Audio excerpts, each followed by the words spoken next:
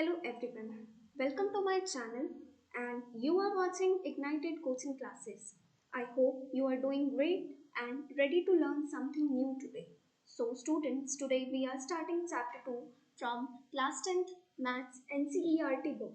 This chapter is very important and not just for exams but also for building your basic concepts. So make sure you watch this video till end. And don't worry if you feel maths is difficult, here we will learn everything in very simple and clear way. So let's start. Let's begin with the basic concepts of this chapter. So first of all, we should know that there are three types of polynomials.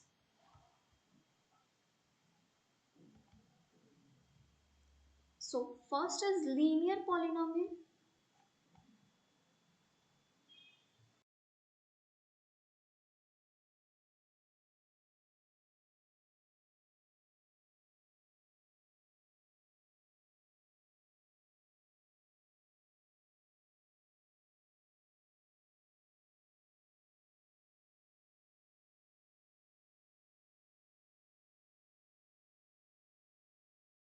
Now look at this graphs, okay? So ये क्या पूछ रहा है कि look at the graphs and the figure given. Each is the graph of y is equals to px, where px is a polynomial. For each of the graph, find number of the zeros for x. Okay, make sure कि इस चीज पे बस focus करो कि ये x axis का दिया है कि y एक्सिस का दिया है. समझ में आया? अगर x का दिया है तो हम किस एक्सिस पे बात करेंगे, x एक्सिस पे कितने पॉइंट टच कर रहे हैं उसकी बात. आइदर वो नेगेटिव हो आइदर वो पॉजिटिव हो, दैट डजंट मैटर. ओके, सो अब देखते हैं कि नेगेटिव x एक्सिस में ये एक पॉइंट पे क्या कर रहा है, पॉइंट कर रहा है. तो यहाँ पे जो नंबर ऑफ जीरोस है वो 1 हो जाएंगे. ओके, अब ये नेगेटिव पे एक, पॉजिटिव पे एक, तो यहाँ पे जो नंबर ऑफ जीरोस है वो क्या हो जाएंगे, 2. यहाँ पे 1, 2 एंड 3. तो यहाँ पे जो नंबर ऑफ जीरोस है वो 3 हो जाएंगे.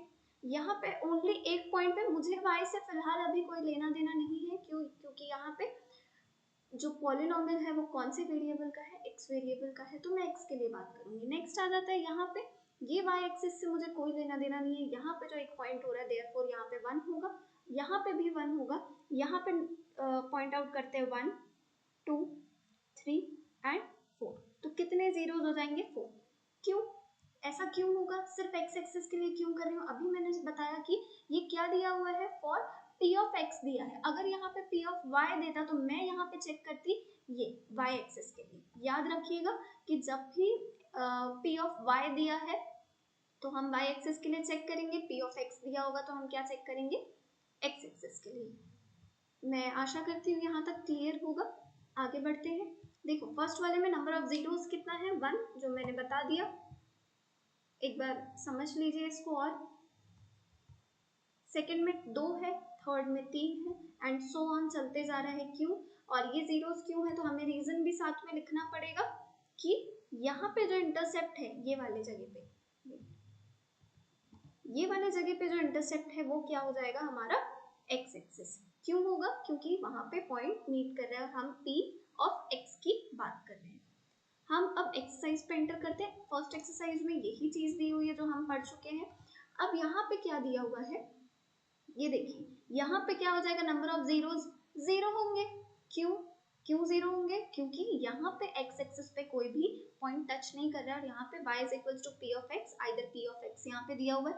यहाँ पे 1 होगा, यहाँ पे 1, 2 एंड 3 होगा, यहाँ पे भी 1 एंड 2 होगा, 1, 2, 3 एंड 4 होगा, यहाँ पे 1, 2, 3 होगा. ठीक, कोई भी डाउट है आप कमेंट में डाल सकते हैं doubt. As soon as possible उस डाउट पे वीडियो बना के अपलोड कर दिया जाएगा.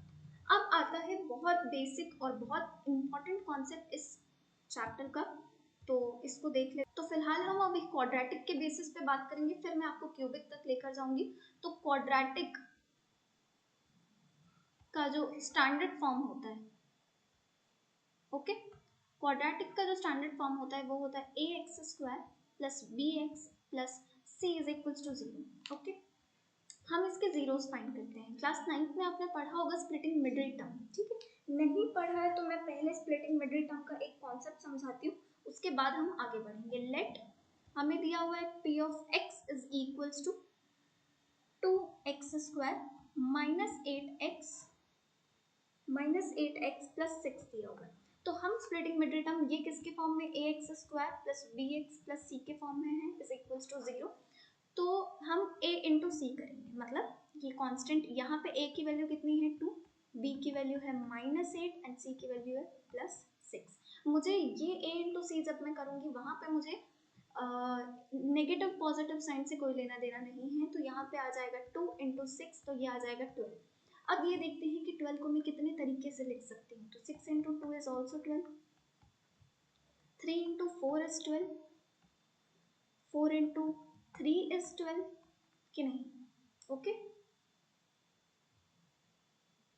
अब क्या हो जाएगा, यहाँ पे मुझे ऐसा कॉम्बिनेशन चाहिए जिसको प्लस या माइनस करने से मुझे 8 मिलना चाहिए, ठीक। तो मुझे पहला कॉम्बिनेशन ही मिल गया है, ये प्लस या माइनस करने से 8, प्लस करने से 8 मिल जाएगा मुझे। तो मैं इसको लिख सकती हूँ, ये 2 जो है 2x² वो एज इट इज आ गया। अब यहाँ पे क्या हो सकता है, मैं लिख सकती हूँ -2x -6x and +6 is equals to 0। तो मैं ये दोनों में से मैं क्या कॉमन निकाल सकती हूँ, 2x कॉमन निकाल सकती हूँ। तो यहाँ पे क्या बचेगा, x -1, और इन दोनों में से मैं -6 कॉमन निकालती हूँ, तो यहाँ पे अगेन मेरे पास बचेगा x -1, ठीक है। अब क्या हो जाता है, यहाँ पे ये x -1 दोनों ही क्या आ जाएंगे बाहर, और ये बच जाएगा 2x -6 इज इक्वल्स टू 0। ये जो है यहाँ से ये दोनों बाहर आ जाएंगे, तो मेरे पास ये वाला टर्म और ये वाला टर्म बचेगा और बीच में माइनस रहेगा। हेंस एक बार मैं इसको उस साइड भेजूंगी, एक बार देख लेते हैं। x -1 is equals to 0। अब ये इसके साथ मल्टीप्लीकेशन में अपोजिट में 2x -6 हो जाएगा, तो ये हो गया x -1 is equals to 0 and hence x is equals to 1। First 0 हमारा आ गया। अब हम देखेंगे कि 2x -6 is equals to 0 upon x -1, hence ये 0 हो गया। तो अब मेरे पास क्या बचा, 2x -6 is equals to 0, hence x is equals to 6/2 that is 3। तो मेरा 2 0 जो था वो निकल गया, यहाँ पे हम देख लेते हैं, ठीक। तो 2 0 आ गए, एक आया x इज इक्वल्स टू क्या, एक x is equals to 3 and another one is x is equals to 1, ठीक। तो हमारे पास 2 जीरोस आ गए, ठीक। ये था हमारा कौन सा concept, splitting middle term, okay. अगर आप नोट करना चाहे तो कर सकते हैं, मैं एक बार स्क्रॉल कर रही हूँ।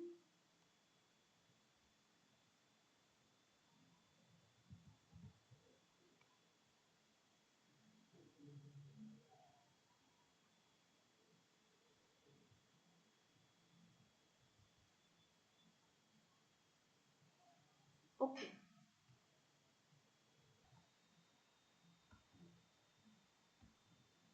अब हमने यहाँ पे देख लिया स्प्लिटिंग मिडिल टर्म का कॉन्सेप्ट, जहाँ पे p ऑफ x जो था, यहाँ पे 2x² हमने जो पॉलिनोमियल लिया था, क्वाड्रेटिक पॉलिनोमियल, उसके 2 जीरोस आए थे, एक हमारा आया था 3 और दूसरा आया था 1, ओके। तो अब हम क्या करेंगे, एक कॉन्सेप्ट समझेंगे कि 2 जीरोस निकले, let it be alpha and beta.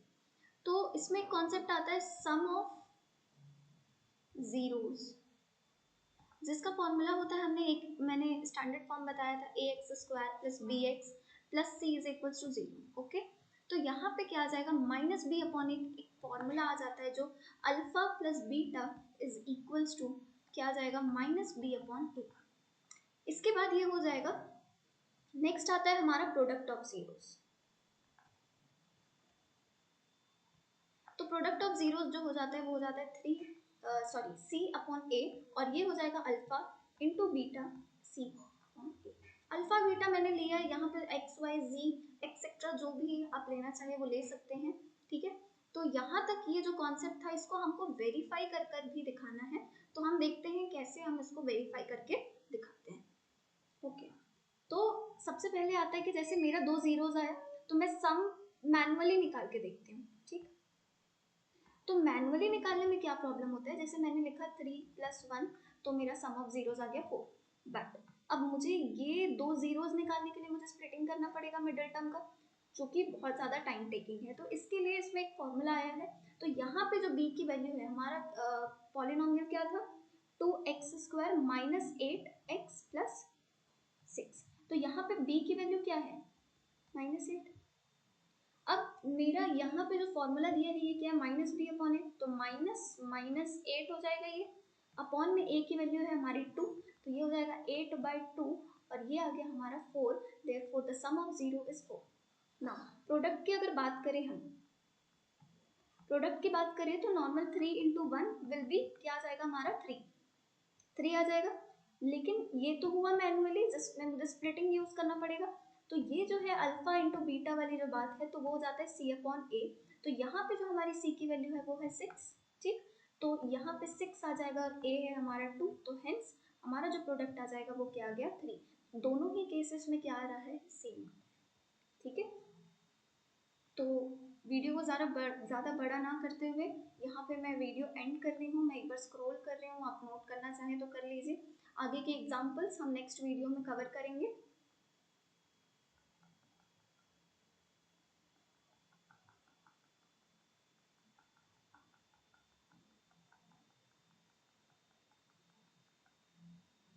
Thanks for watching. Please like, share and subscribe my channel.